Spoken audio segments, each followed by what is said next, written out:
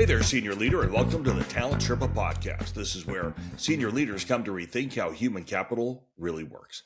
I'm your host, Jackson Lynch, and today we're going to be stepping into a leadership truth bomb that makes executives uncomfortable, and frankly, it really should. If your CEO is running side meetings after the executive meeting, your team has failed. Full stop. There is no softer version. There is no corporate glaze on that donut. If the real decisions are happening after the meeting ends, you're not sitting on a leadership team. You are sitting in a leadership audience. Now, most executives know this, but very few are willing to say it. Even fewer are willing to do anything about it. But today we're going to dive deep into this thing, and we're going to unpack why it happens, why it kills execution, and how a real CHRO is going to help fix this before the whole operating model starts drifting into the swamp. So settle in, because this episode is going to push a few ribs. But before we get started, let me ask you for a quick favor. If this show has been useful, please like it, subscribe it, share it with just one colleague, just one. That's all we ask. And that's how we grow. It's how we keep it sharp, and it's how we keep senior leaders grounded in reality instead of this PowerPoint mythology that you find in other places. And if this is something that interests you, if you're a first-time or emerging CHRO, head on over to mytalentsherpa.com. You're going to find tools that cut through all the noise and get you operating like a seasoned business leader from day one. And finally, a quick thank you to our sponsor, Dripify. If you want targeted outreach that feels human and keeps you visible without sounding like a bot, Dripify is going to get you there. You can find the link in the show notes. It is try.dripify.com/Talent Sherpa.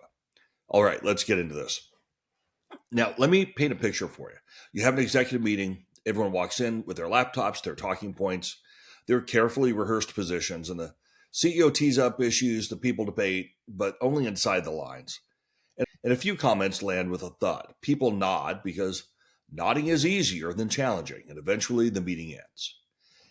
And that's where the real moment happens. Two people linger. One stands up slowly. Someone mutters a soft, "Hey, can we talk for a second?" And the CEO stays behind, the door closes, and suddenly clarity emerges that somehow never made it into the full meeting. Every company has lived this scene. Every leader has watched it happen, and some have even participated in it. Almost none acknowledge what it actually means. Now, a side meeting after the meeting is not an efficiency move. It's a trust verdict. The CEO is signaling that the room is not capable of handling the conversation that needed to happen. And maybe the team gets emotional. Maybe it gets political. Maybe the CEO is avoiding conflict. Maybe they just think it's faster to work through the issues privately. Doesn't matter why it happens. The meeting's the same. The team failed to do their job in the room. And here's why it matters. Once decisions migrate underground, power migrates with them. The public meeting becomes theater, and the real decisions start happening in the shadows. You might as well call this the executive meeting a table read. And here's the kicker. Shadow alignment always feels efficient at first. It feels like clarity. It feels like speed. CEO gets to avoid drama. The team gets to avoid tension, but all of that efficiency is fake. Every time a CEO clarifies decisions and provides directions privately, the rest of the team drifts. It's like trying to run any sort of relay race where each runner thinks they are headed to a different finish line. Cycle time slows, teams second-guess decisions, managers hedge their execution, trust starts leaking out of the system. And it's all because the leadership team avoided the discomfort of having a real conversation in the room. So let's talk a little bit about the pattern that makes this so common. I think there are three big ones. Number one, the trap is false harmony. Every executive team has at least one moment where someone nods because everyone is tired. That nod's not alignment, it's surrender. The decision is not settled. It's simply postponed until someone whispers the truth in the hallway. Here's trap two, conflict avoidance masquerading as maturity. Some executives tell themselves, we do not want to create drama.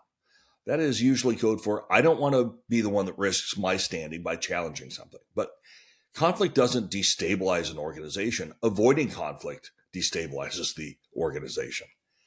And when that tension is not dealt with at the top, it spreads downward like a gas leak. Trap three is image protection. Executives who are more focused on maintaining personal optics than driving outcomes are candidly dangerous. They smile in the meeting, then they reposition themselves privately afterwards. They want all the benefits of alignment without paying the cost of debate. These are the people who quietly ask the CEO for clarification, which is really a second attempt to get their way without earning it in the debate. And you put all three of those traps together and you get a leadership team that looks stable but is completely fractured. The room votes one way, the shadow system votes another, and the CEO becomes the official translator for every real decision. And here's the hard truth about it. Leaders who avoid tension in the room force the company to absorb that tension later. You can't avoid the tension. The company will always absorb it through the system drag.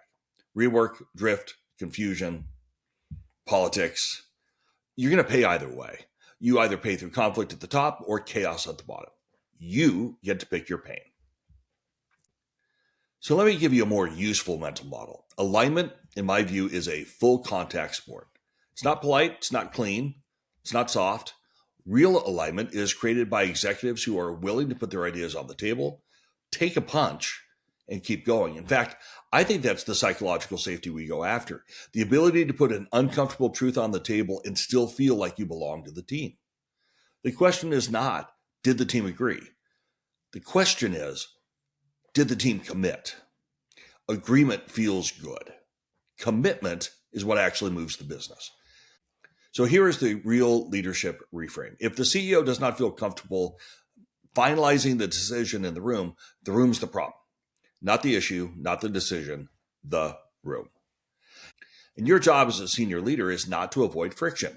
Your job is to metabolize friction into clarity. The best teams debate hard. They decide clearly and they communicate consistently. And this next part is, I think, really critical. The simple test for alignment is not what the executives think. It's the consistency of the message one layer down.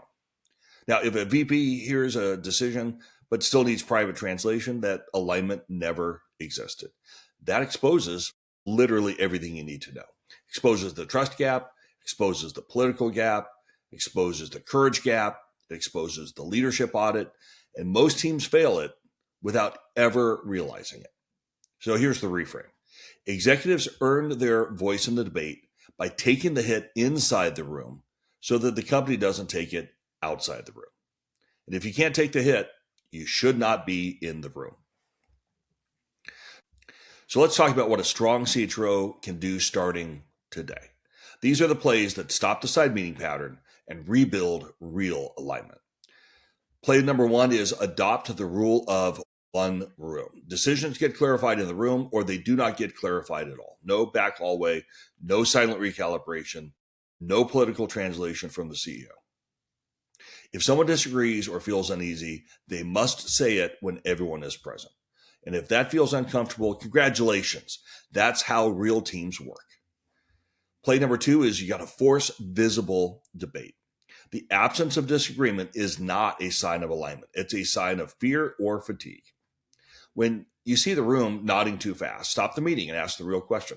Are we aligned because we believe in this or just because we want to go to lunch? People laugh at the line until they realize it's true. Play number three, require decision clarity before the meeting ends.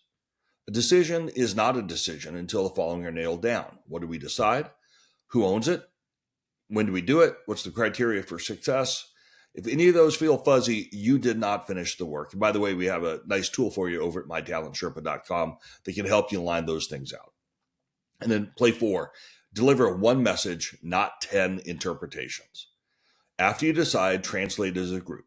Do it together, out loud, with words, like you're talking to your 4-year-old. 10 executives, one message. If the translation mutates downstream, you know exactly where the mutation started. And then play five, normalize real tension. If leaders fear speaking honestly in the room is the problem and it needs reboot.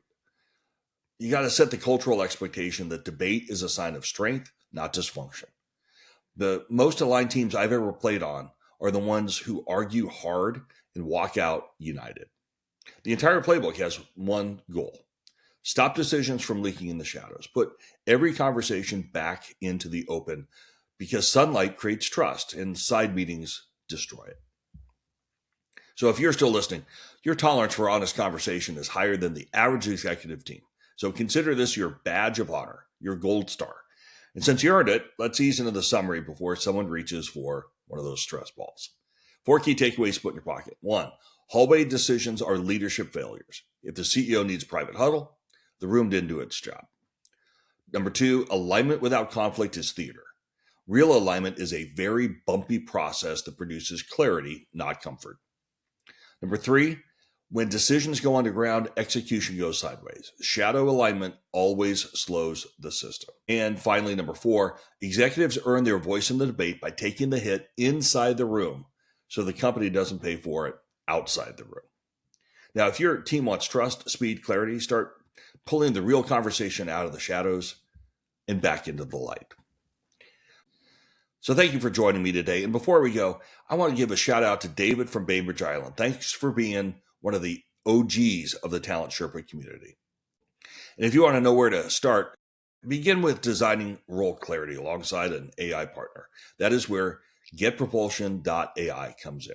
If you're a first-time or emerging CHRO, I'd love to work with you. If you want tools that expand your impact from day one, visit my Talent Sherpa. And if you want to read about stuff, it's talentsherpa.substack.com. And once again, a quick shout out to Dripify.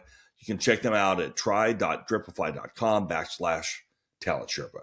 The link is in the show notes.